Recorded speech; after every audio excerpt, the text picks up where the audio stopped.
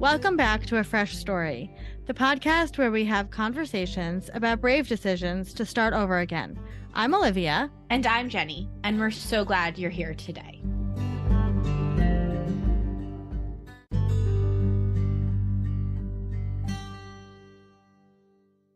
Hello, hello, hello, sister. Hello there. How are you? I'm okay. It's Friday, and we just had a really good lunch. Do you want to tell people what you had for lunch? Well, I only got back to the States, like 2 weeks ago, 2 weeks ago today. And I haven't had a deli sandwich since I've been back. So we went to Carl's Deli, which is our local neighborhood deli. Shout out to Carl's Deli. Everybody knows Olivia's name. And I got just a very traditional deli sandwich, ham, lettuce, tomato, onion, Russian on a Kaiser roll. I would have loved to have cheese, but alas, I can't have cheese. Their sandwiches come with a set of fries, which is like the best thing ever. Perfect, and a pickle. Perfect. Mm-hmm. And then I got what we call a third, which is our version of a half and half, which is a very popular drink on Long Island, which is usually iced tea lemonade. But a third is unsweetened iced tea, sweetened iced tea, and lemonade. It's the Olivia and Jenny special. Yeah. It is, yeah. So it's January, New Year. And, you know, we are in the divorce industry, and January is known as divorce month because, and I just double checked this, there's a 30% increase in filings of divorce in January, which is, you know, not surprising for many reasons. Right. And we had the opportunity right before the holidays to chat with Rob Roseman, who is the founder of WTF Divorce, which is a podcast and a platform for helping people during and after divorce. We had a really fun conversation with him about kind of his journey through life. He was a professional poker player, which we were really, really interested in talking to him about.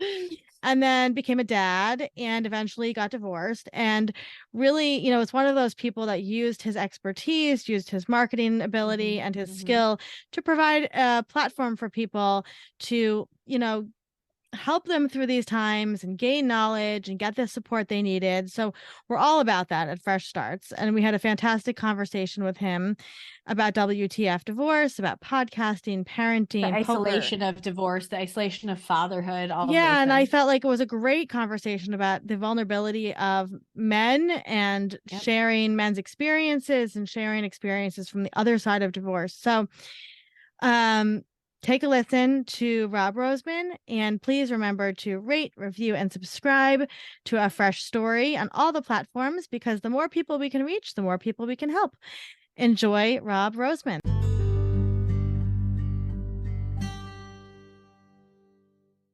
Hi, Rob. Thank you for being here today. Hey, thanks, Jenny. Good to be here. Hi, Rob. It's so nice to have you here.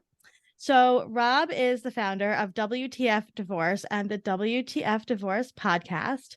WTF Divorce is an amazing resource for people going through a divorce or thinking about a divorce to have a chance to learn how to live life during and after a divorce.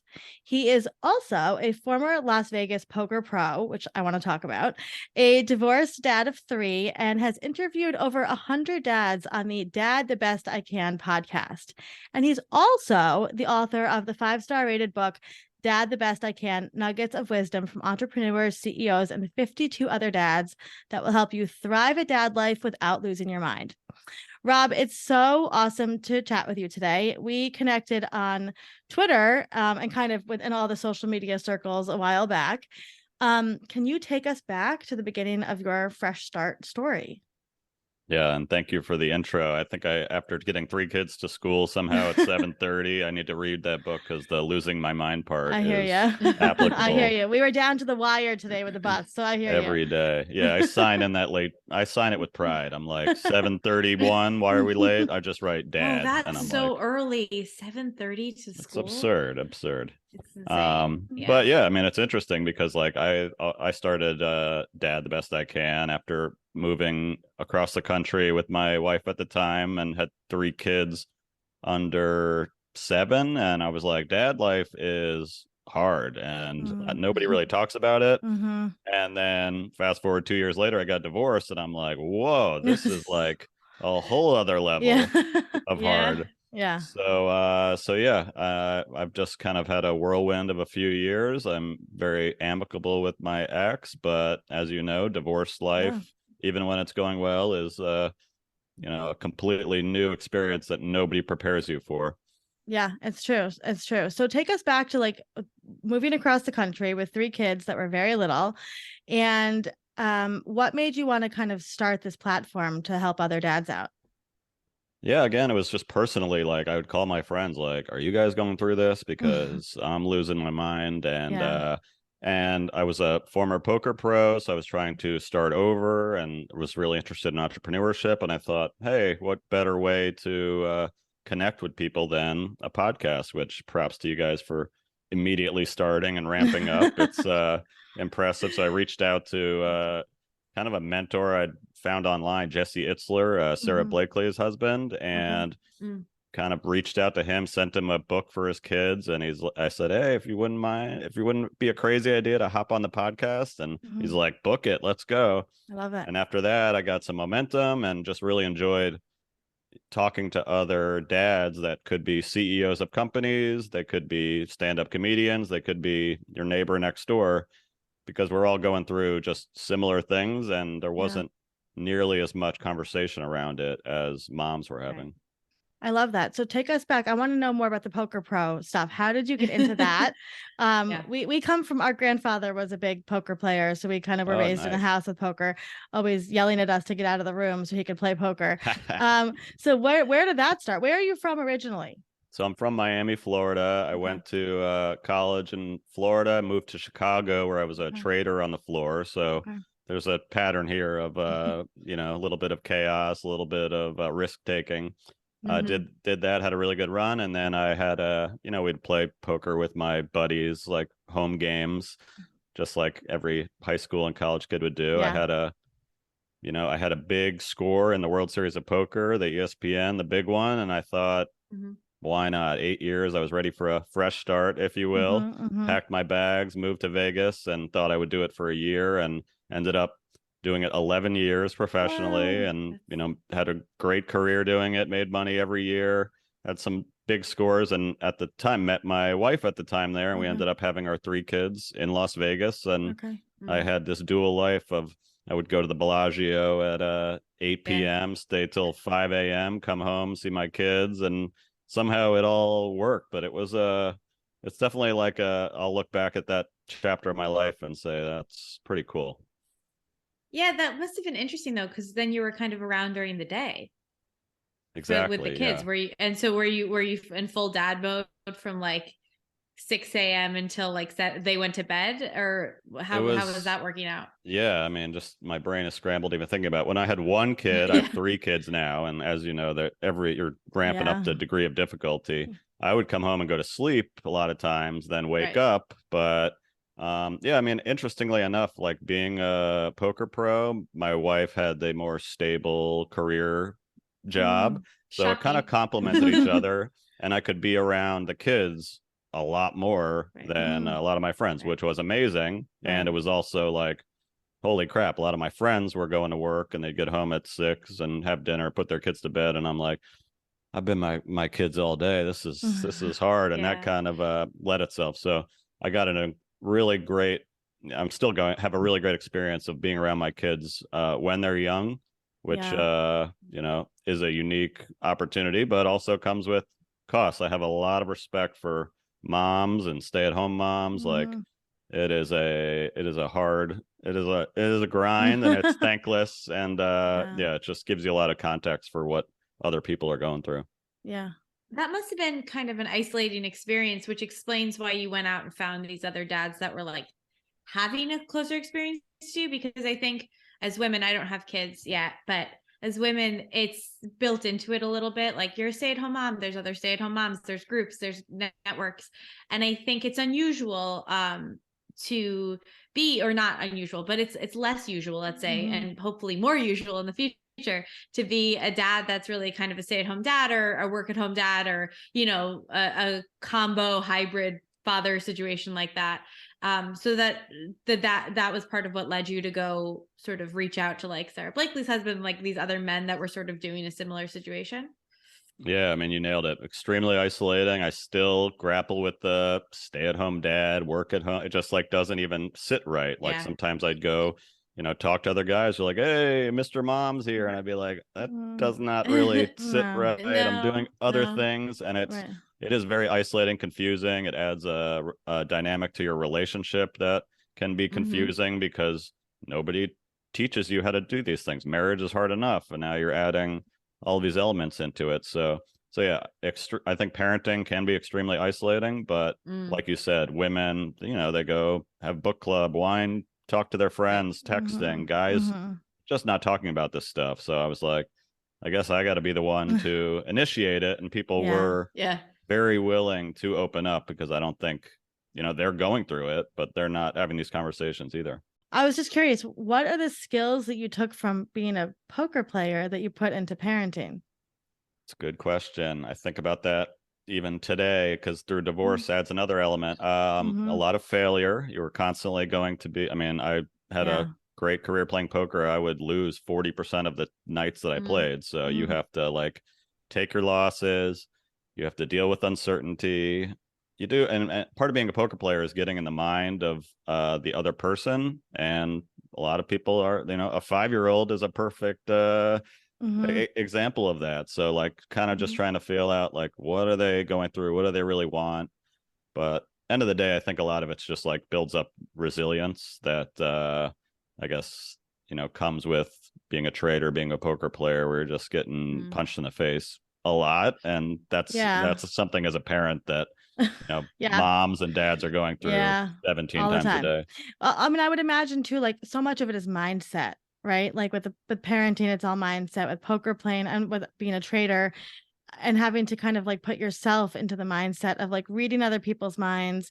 But I would Mhm. imagine too, I'm not a poker player, but you probably spent a lot of your time really focused, right? And then so to go from the focus of playing poker to the focus of your children, that is a huge dichotomy in your brain. I mean, did you get burnout from that? Yeah, I mean, you burn out of trading and poker and a lot of things, but Mm. yeah, it's a different mindset. And look, I'd say I have a solid mindset, but I'm losing my mind all day, just like everybody else. I just will Mhm. like I learned I have to go in my closet and hide for 20 minutes and meditate for twice a day. Yeah. And just Mhm. like I'm pretty good at taking the temperature. I'm just like, I need to take a break. I need Yeah. to walk right now, which Yeah. you would have to do in poker. You better get up and leave the Mhm. table because you're going to Mhm. lose all your money if you sit there. And if my Hmm. kids are freaking out and I can't deal with it, I'm like, here's an iPad. Daddy needs to go take a walk because Hmm. you cannot just zen through it.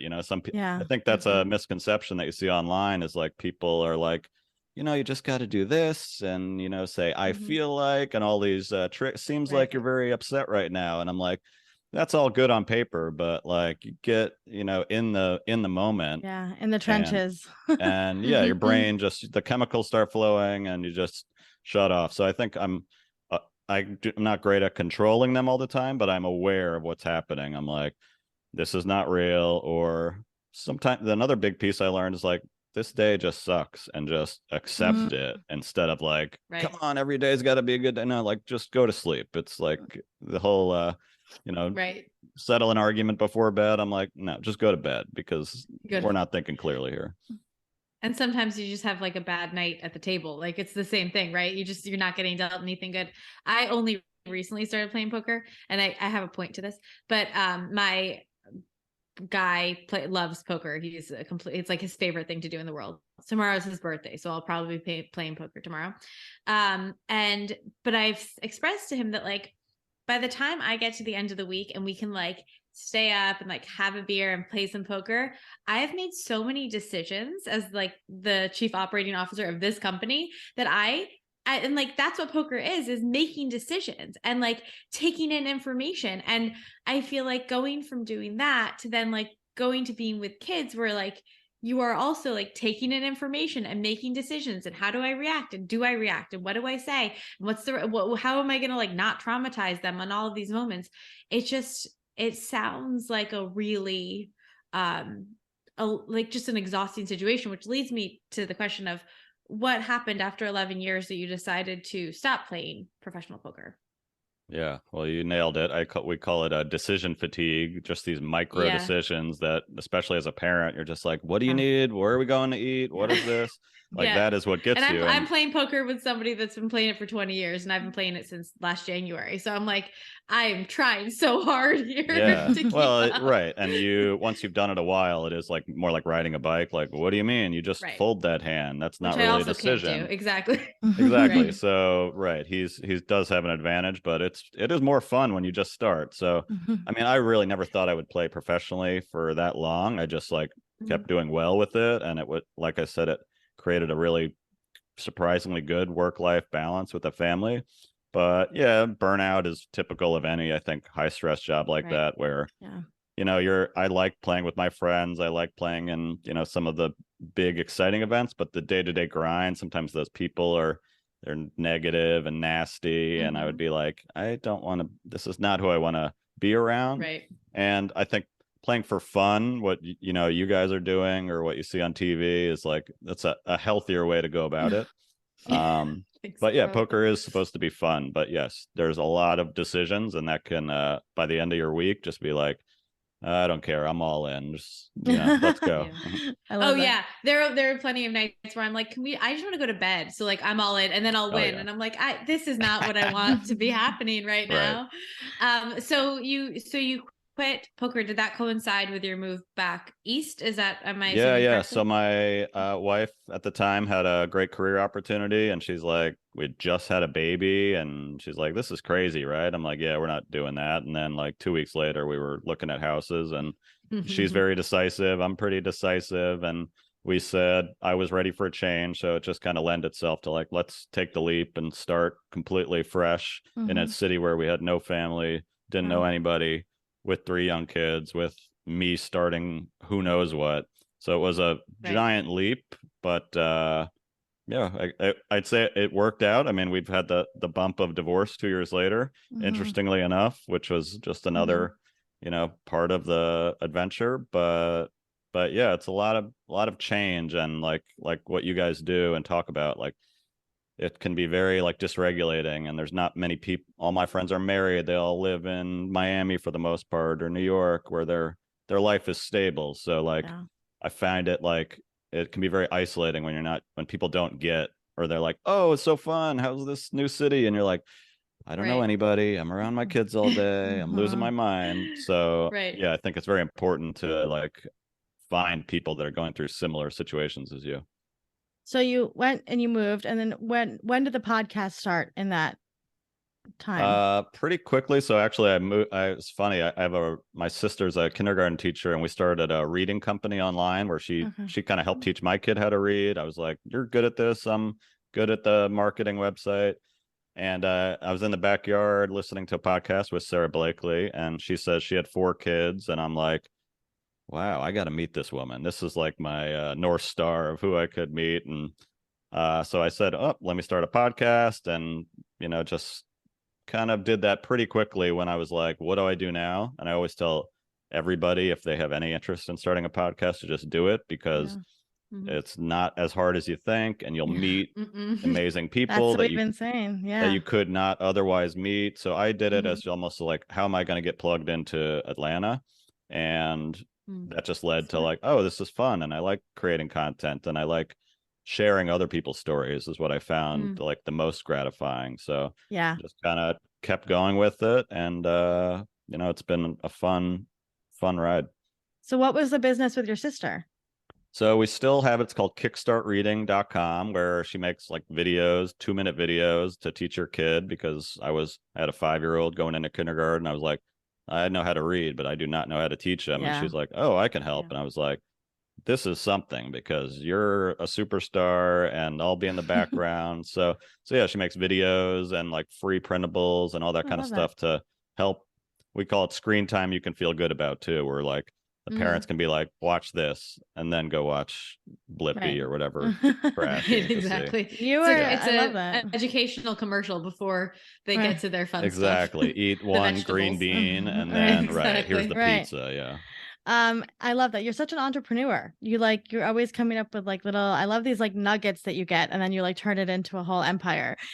Which leads me to my next question is, I obviously have been divorced. I know a lot of I have a couple female friends who are divorced. I don't hear much about divorce from the dad's perspective. I would love to hear from your perspective, especially because you are an incredibly involved father, right? So what was that like? Like kind of take us, down that journey of like the decision to get divorced and going through that and from your perspective, because I just never hear it. Yeah, and I hadn't heard it either. So I mean, you're left completely like blind. I think men, I mean, as I've learned, women initiate 80 to 90% of divorces. Men tend to have a more blindsided feel because I think even if the marriage isn't good, they're just more comfortable in a uncomfortable marriage. Yeah. But yeah, we had a kind of like let's see where this is going, and then we had a very quick kind of decisive divorce, which was at the start of the pandemic. So I even at one point I was like, is the world ending? Is this a smart thing for us to be doing right now? And she was like, yeah, let's just do it. I'm like, all right. So I mean, that is very stressful, like living in the same house while you're getting divorced. But what I quickly learned is like after the papers were signed, like you have that exhilaration. A week or two later is when you're like, holy crap, I don't, now what? Now my Yeah. kids are with me for a week and I want mommy. And I'm like, I was a very involved dad, but I had no familiarity with divorce. So I would find myself, like a lot of guys do after divorce, dating, just like, I'll go on the apps to distract myself. But I never really was on social media until the podcast either, which I have a, love-hate relationship with. But if you find good people on there, Yeah. I was finding like men talking about divorce, talking about dating after divorce, people talking about co-parenting. So that became like my therapy in a lot of ways. And I would be on clubhouse rooms in like the middle of the pandemic, like for 2 hours, just like The moment, talking to people, listening to people that were like Yeah. going through it. And it was Yeah. just like, I was so, grateful that this stuff was out there, but also like nobody knows about, this kind of content's out there. So I thought it would be neat as I'm an entrepreneur and always trying to figure out what's the next thing, throw up another balloon. It could be a neat idea to like make it a little easier for people to, I'm not the expert, but there's so many out there. Let's just make it easier for people to find people that can help. Yeah. So I love that. So how did you initiate the WTF divorce website community? I mean, because it's an amazing resource for people, who are going through stuff. And how does it function today? Like, what's your role and what do you do there? Yeah, so it started about a year ago only. I can't believe it. Okay. It was kind of on a whim. I was like, I had familiar experience with podcast. I've worked in the podcast world before, so I knew I could spin one up pretty quick. And just all these people that I was meeting, there would be a rabbi in California, there would be a dating coach in New York, women, men. As I learned, it is a mostly a woman saturated world, but I was like, let's try and get men more involved. But create a podcast. My thought was like keep it very conversational, keep it very short because people are like exhausted and don't know where to find help. And then I was like, I'll create an Instagram. And what I learned with that is like people actually want to be like entertained and feel listened to and heard. So there was incredible content on Instagram from these coaches and experts. And I thought, hey, what if I could like add in some humor and make it relatable and get people in the door? And then 50 million people saw like a meme that I created like as a joke. And all of a sudden those people are like staying for the, the helpful content. So it's kind of always organically experimenting with it. But the goal is to get this kind of helpful content in front of more people. And I don't know if you experience this, but I think the biggest problem with divorce or the experience is nobody sees what I'm going through. Nobody knows it. Nobody gets it. My friends don't get it. My family don't get it. So like using something like Instagram as a way to show people and I'll run these stories where 200 people will just start responding. Me too. Oh my God. I go through that also. It's like a light form of therapy that I think people crave, because like that feeling of just, I mean, did you experience that? Like, Yeah. nobody gets what I'm No dealing one. with right now. Yeah, 100%. And I also want to add too, like, I love your perspective, because divorce, I always say there's no two divorces that are the same, right? But we always see the spectrum, right? So like in TV and movies, we see like these dramatic, right, court divorces and everybody's yelling at each other. But like it sounds like your divorce was actually pretty amicable, and you guys both kind of came out on top and, co-parent really well. And I love that perspective, because we need to see more of that. And I feel like it's a spectrum, right? You're going to have the divorces that are really, really amicable and the divorces that are not so amicable. But I love that you're taking this really positive view. And that's obviously something we do at Fresh Starts, where it's like, this is a good thing. And like, we're here to support you. And I love, you have an amazing resource guide. We share a lot of the same experts, at Fresh Starts, WTF Divorce. And these are great people that are really, truly there to support their clients, which is what we love. And I just really appreciate that you are so honest and vulnerable and open with your story, because I don't think that there's like many men at all talking about their divorce.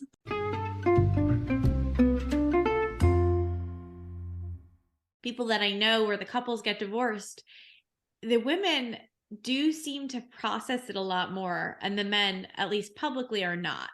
Not saying anything about it, not, addressing it, not reaching out to people. And I think that it's sad, because I think of my ex, and I just hope that he has the support that like I have. Right.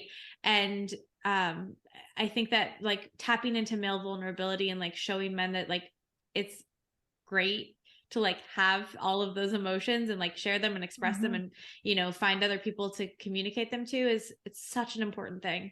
That's the other thing. I'm a poker player. The reality is that statistics are 50% of marriages are ending in divorce. Yeah. But we all go into it thinking we're the 100% okay.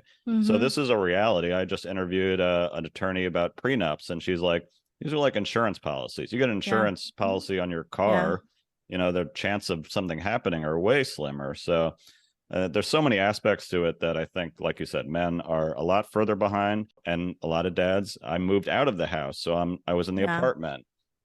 There's just so many elements, and again, you're taking them all on yourself. You're then trying to, then I have parent guilt where I'm not giving my kids enough, or I'm over giving them because I'm trying to make up for it. So it's like, being a parent's hard enough. You always think back, you're like, God, was it so much easier when we were married? And that comes with its own set of difficulties, like you said, especially in that spectrum of really unhealthy marriages. But there's just so much going on, that just because you're like in your 40s and a grown up, to think that you should have this figured out is a complete disconnect that I think hopefully we all can help, like, hold each other's hand and say, this is crazy and you shouldn't know what you're doing. And you're right to feel completely overwhelmed and isolated, because we feel like that too. So like, we don't have to be best friends, but like, let's help each other out here. Yeah, I agree.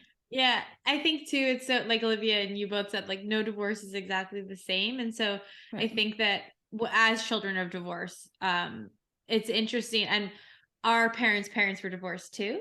And everybody sort of has their perspective and their influence, and like, well, I did this, so you should do this. And it doesn't work like that, which I think is the beautiful thing of what you're doing, which is you're zooming out. Because if you zoom out from the family, from the town, from the county, all the way to the whole country, you're going to find somebody that has a more similar experience to you than maybe your mother did in her divorce. Because my parents' divorce was nothing like my sister's divorce, and their parents' divorce was nothing like, their divorce. So it's important to find those people, because otherwise you're getting all of these sort of like pieces of advice that really don't apply to you from really well-meaning people. And so you need to sort of like go global and be like, okay, well, I met somebody in France and she's in a very similar situation to me, and I think it really helps people feel less isolated and make those connections. Yeah, I think that's a great point. I mean, I think you actually get worse advice from your family and friends because their incentives Yeah. or they want to support you. So they're like, oh, screw Yeah. him, screw her. And you're Right. like, I don't Oh need to yeah. hear that right now. Yeah. And No. again, Yeah. like you can Yeah. have divorce guilt. Like just because you're in a pretty amicable one doesn't mean you're not struggling with stuff. And now we're Right. comparing yourself to somebody that's got a toxic ex, but Yeah. you're like, well, that's Right. horrible. But I also I'm sorry feel about that, but that's Right. Right. Yeah. yeah, exactly. So I think that goes back to that whole like people want to be seen, they need to be seen. And Yeah. if like you can start to get that on something like Instagram and a podcast, that's a huge step that will, you know, I mean, I think it could like I think men really struggle with it. I think I imagine like suicides and mortality skyrockets after divorce and Mhm. middle age. So Yeah.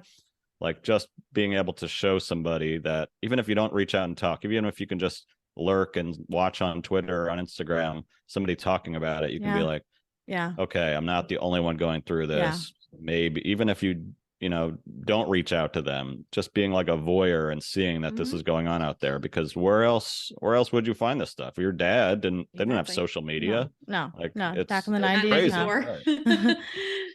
Do you get a lot of men reaching out to you for like advice about Yeah, I because I mean, get that a lot.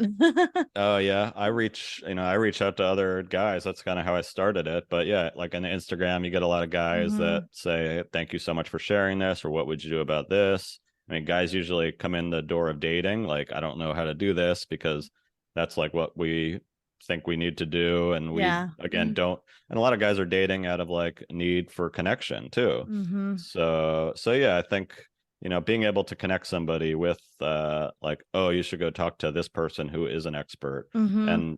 And I think men could really benefit from hearing from other guys. Yeah. So now that I have you here, I'm going to pick your brain. Like if there are dads listening that are going through a divorce and you moved out, you had this apartment, you had to kind of settle your children into this new lifestyle, what are some pieces of advice that you could give to other dads who basically have to like make a home for their kids and make it a safe sanctuary for them?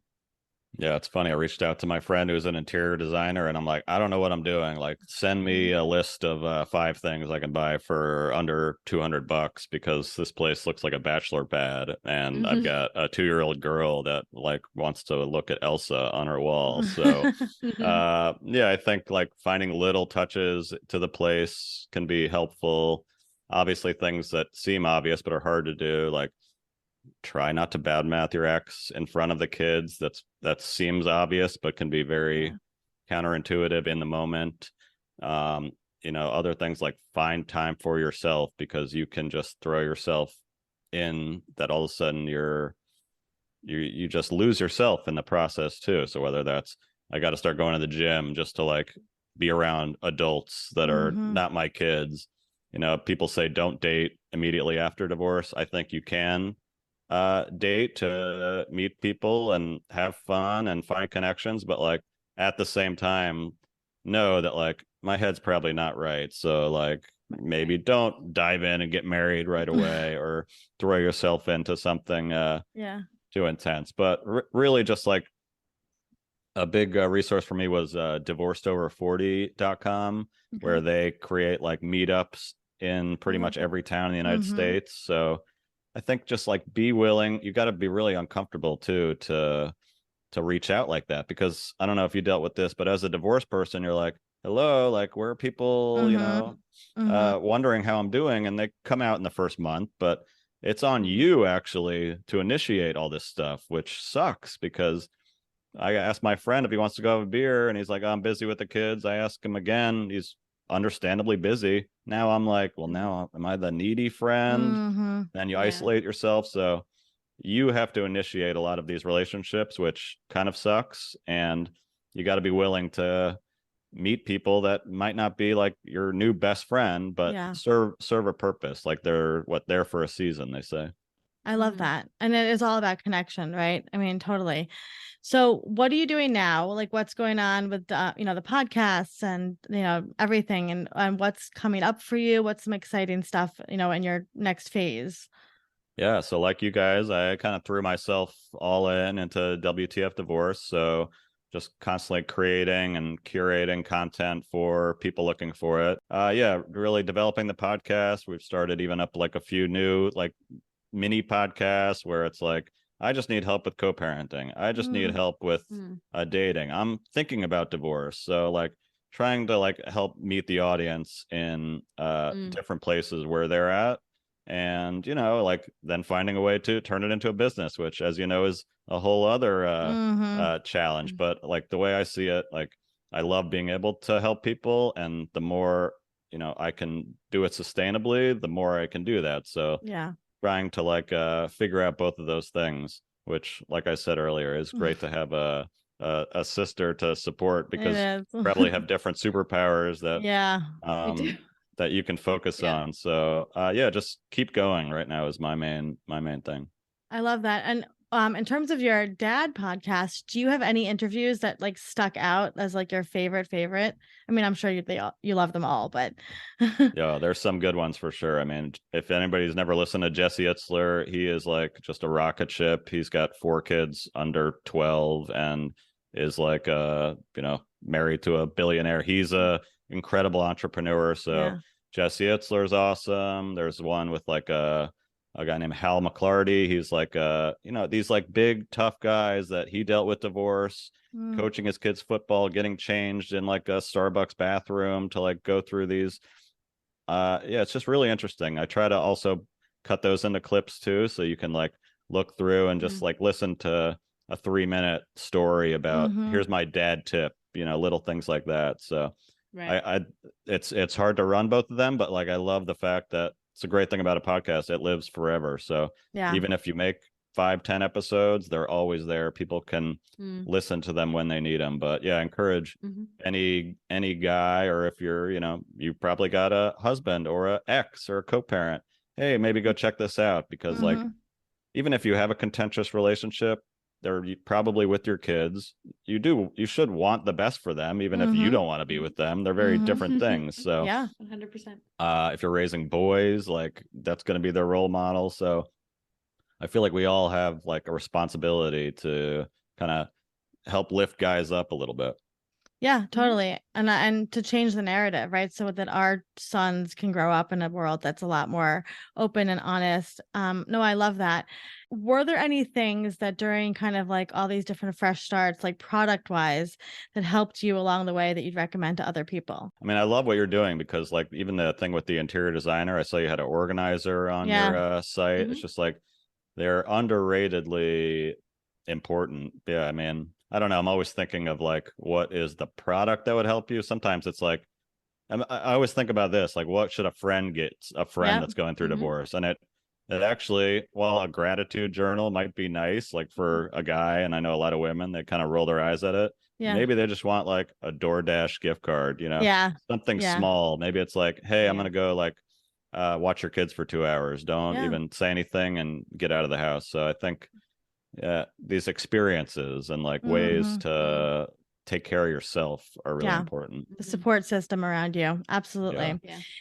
So what is your kind of like advice for anybody that's thinking about maybe starting again or going, you know, they're going through a divorce and they just need kind of that words of wisdom from somebody that's on the other side? What would you say?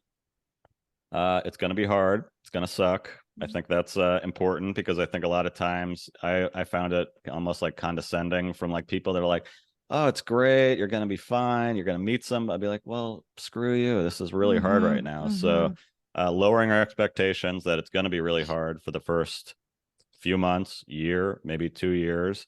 That's a big step, because if people think like, that's great, you finally got out of that marriage and you're going to meet somebody awesome, that could be a disconnect from like what you're actually dealing with. So it's really important to find other people, and they don't even have to be real life people. They could be just like accounts, like coaches on your site, things like that.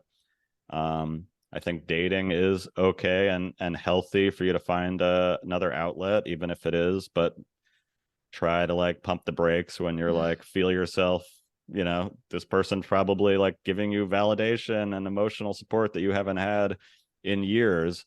So like really just try to be self-aware of what you're feeling, and like that's the beauty of divorce. Like a lot of us were probably kind of codependent-ish, where we were holding back and not saying how we feel. And divorce is like a opportunity that a lot of people don't have, where they can say like, no, I don't really like that. I don't want to go out, or go out with somebody 2 or 3 times and say, I'm sorry to say this, you're a great person, but it just doesn't feel like a right match. And that can be like a muscle that you have never used, or you haven't used in 20 years, and like use it as an opportunity to like walk into walls, bump into stuff, but like start to build up those boundaries that I never even really knew what that term meant. And you can only really do that in divorce, but you've got to give yourself room to screw up. I love that. Do you feel like you learned so much more about yourself going through the divorce, and like it kind of led you to where you're supposed to be? Yeah, I mean, you're always wondering, where am I supposed to be? The going through divorce, I think, is really just hold on to the steering wheel tight and get through it. Like that's like don't judge yourself or even your ex on how they are acting in that divorce. I mean, there's exceptions, but like that is a extremely pressure cooker situation. So you're going to learn about yourself in ways that you just never could before, and some of that's not going to be always fun, but like it's an opportunity. I look at people that are like, just because you're married forever, like you learn like that could be kind of sad, and maybe they're like they probably are jealous that oh, look at this person, they get to move out on their own and like go on a trip and do all these things and start a new business that you can't always do in like the security of a marriage. So give yourself grace and time, but like do cool stuff, go for it. I love that. So where can people find you these days, Rob? Yes, so on Instagram I'm pretty active there at WTF Divorce. The website is WTFdivorce.com. We tried to make it very easy to remember, and the podcast is a great way to, like, if you're listening to podcasts like here, to get a small taste, find a topic that you're interested in or a guest that you might know. But I'd love for anybody, again, thinking about it, in the middle of it. Life after is where I came into it, where I was like, wow, this is where people really need help. But check us out at WTF Divorce, and reach out if you have any questions. Yeah, we'll link everything in the show notes too. So it's a quick way to get to Rob. Rob, thank you. I just appreciate your vulnerability and like sharing from your side and hearing your perspective. And I love, how your journey and all the skills you learned, like in every aspect of your life, and how you kind of put them all together to really help people through these big changes. And that's what we're all about here at Fresh Starts. So thank you for coming on today. Thank you, guys. I appreciate it.